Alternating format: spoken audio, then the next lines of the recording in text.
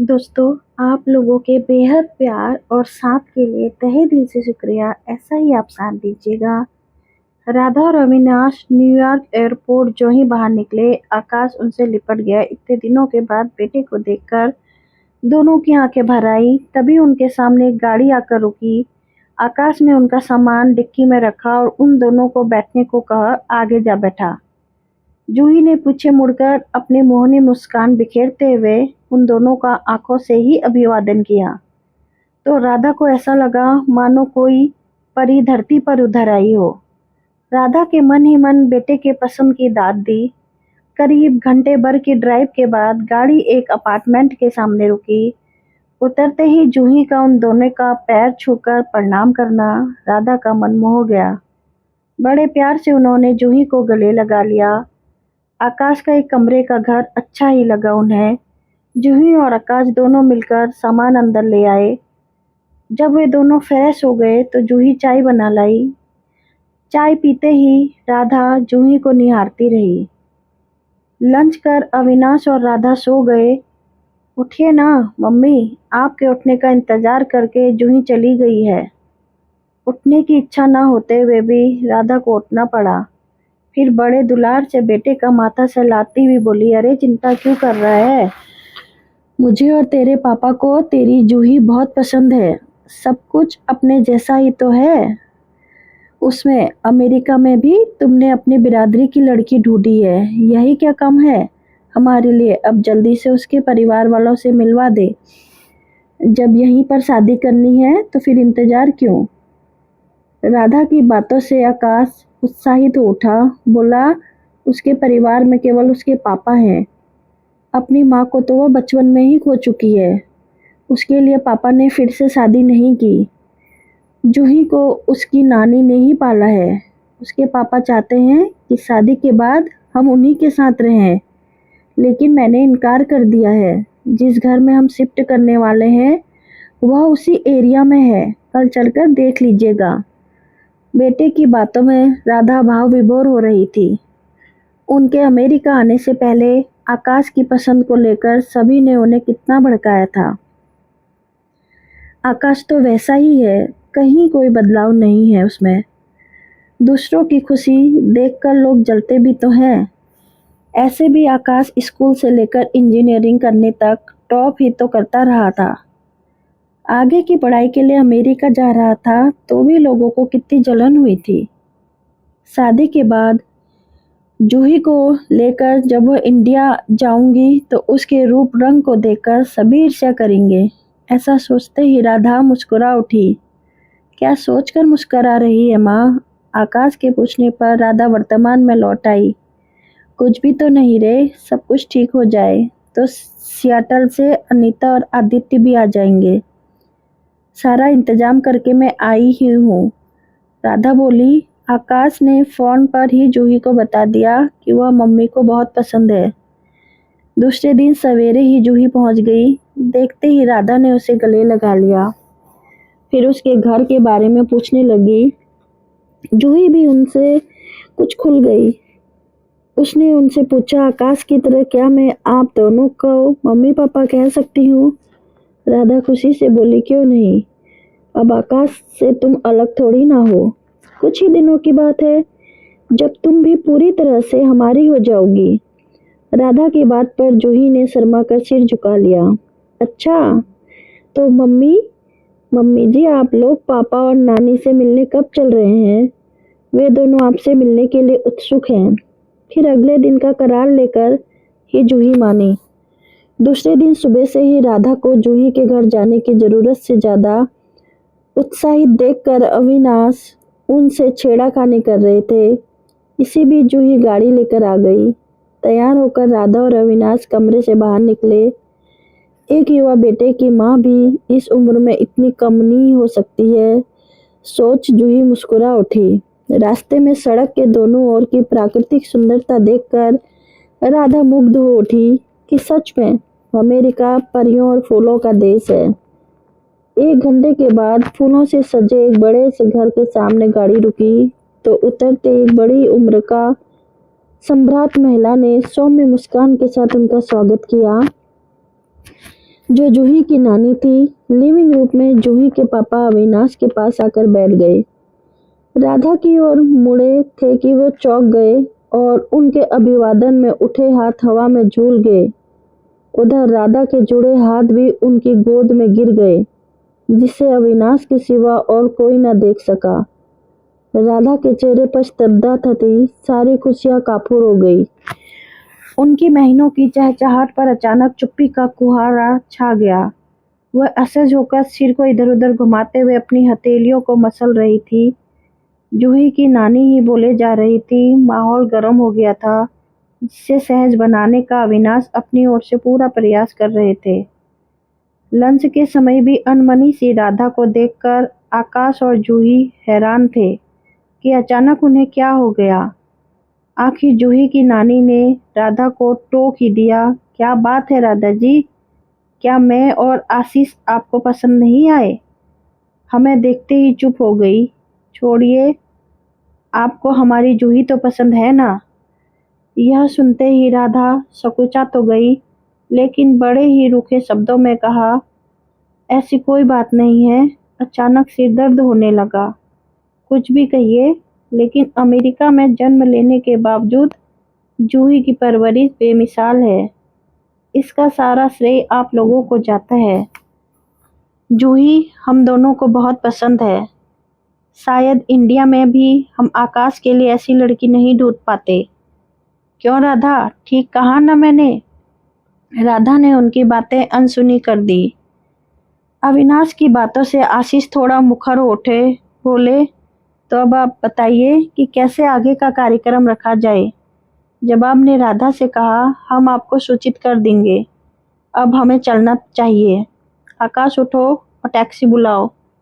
मुझे मानहट्टन हुए जाना है।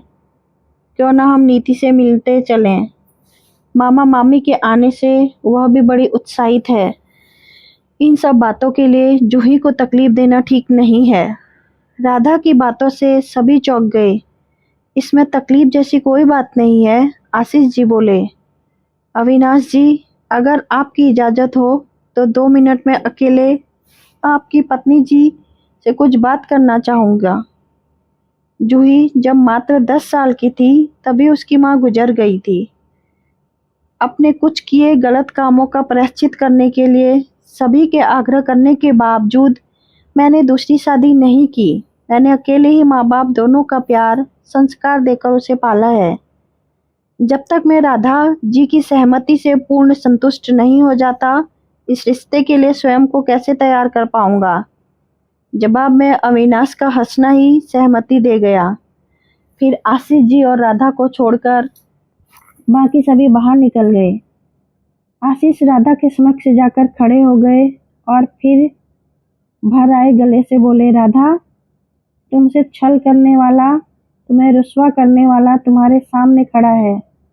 जो भी सजा होगी मुझे मंजूर है। मेरी बेटी का कोई कसूर नहीं है इसमें। तुमसे मेरी यही प्रार्थना है कि जूही और आकाश को कभी अलग नहीं करना, वरना दोनों टूट जाएंगे। एक दूसरे के बगैर वो जी नहीं पाएंगे। सभी की खुशियाँ अब तुम्हारे हाथ में है। जूही तुम लोगों को छोड़ने जाएगी।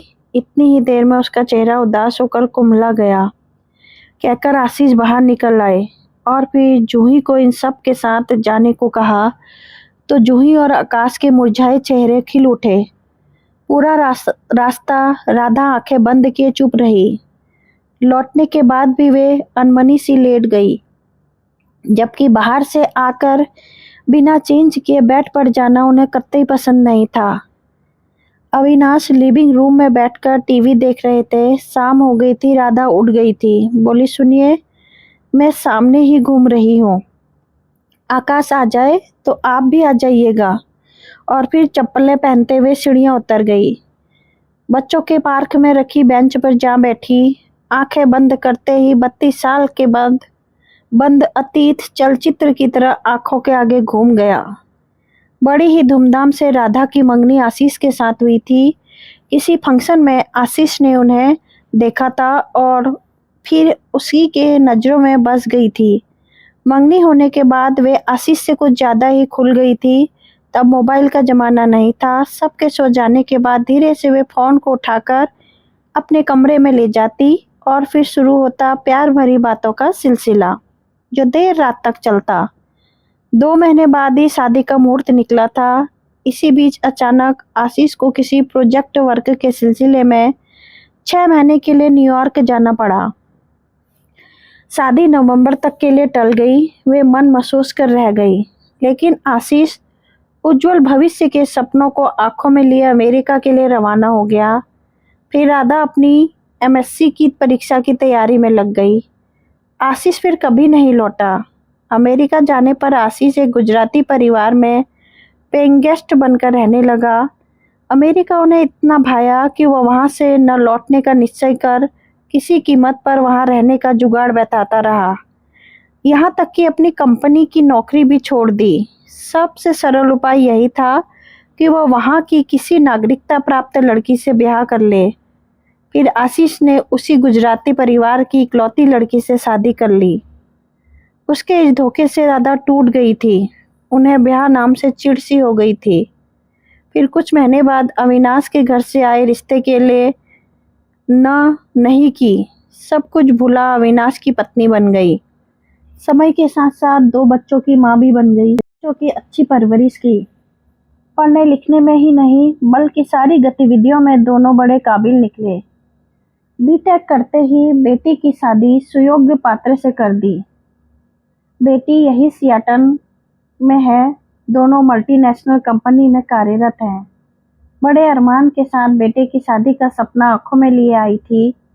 टेनिस टूर्नामेंट में आकाश और जूही पार्टनर बने और विजयी हुए। ऐसे ही मिलते जुलते दोनों एक दूसरे को पसंद करने लगे।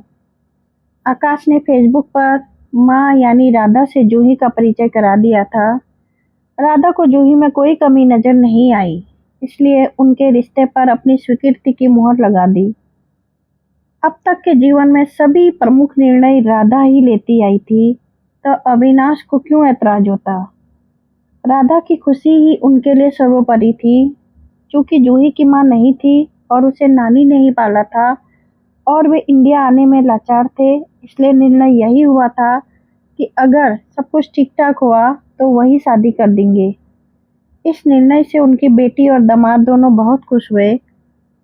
जूही के पिता के परिवार के बारे में उन्हें ज्यादा छानबीन नहीं की और यही धोखा खा गई।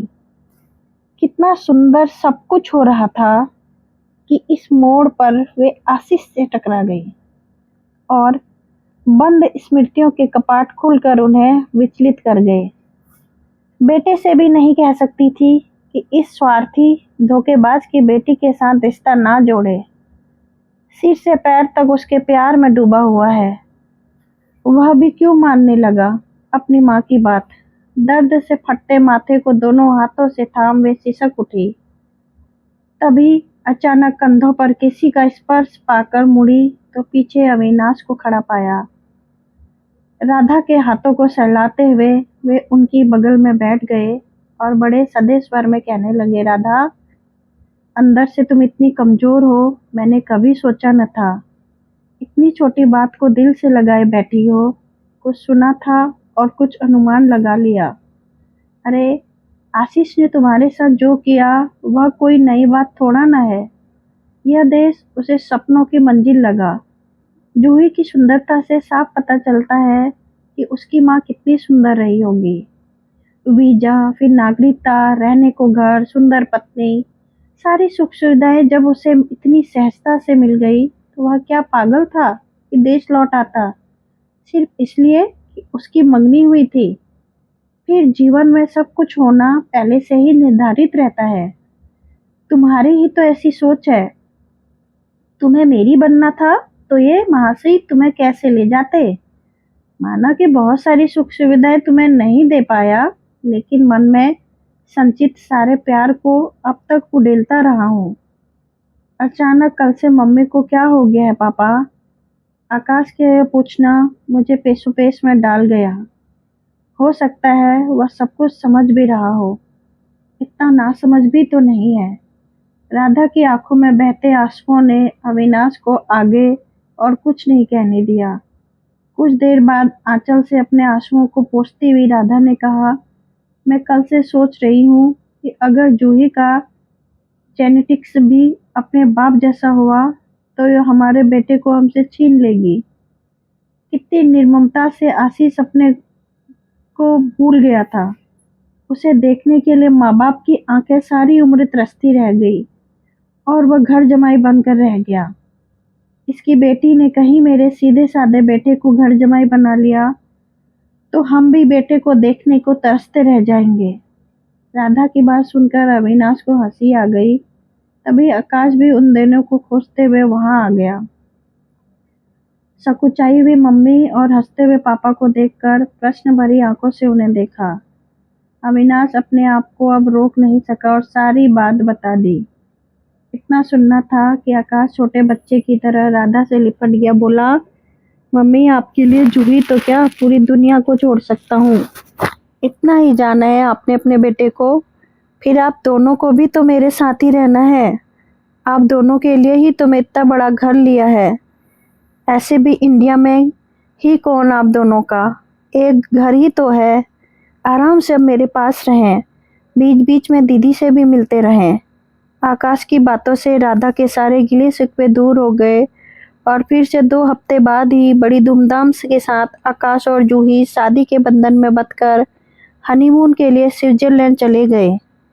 1 महीने बाद आने का वादा लेकर बेटी, दामाद एवं नाती सियाटल चले गए तो अविनाश ने भी हंसते हुए राधे से कहा, क्यों ना हम भी हनीमून मना लें। हमारी शादी के बाद तो हमारे साथ हमारे परिवार ने भी हनीमून मनाया था, याद तो होगा तुम्हें। तुमसे मिलने को भी हम तरस कर रह जाते थे। अब बेटे ने विदेश में अवसर दिया है तो हम क्यों चूके। और फिर अभी हम इतने बूढ़े भी तो नहीं हुए हैं। अविनाश की बातें सुन राधा मुस्कुरा दी और फिर शर्मा कर अविनाश से लिपटते हुए अपनी सहमति जता दी।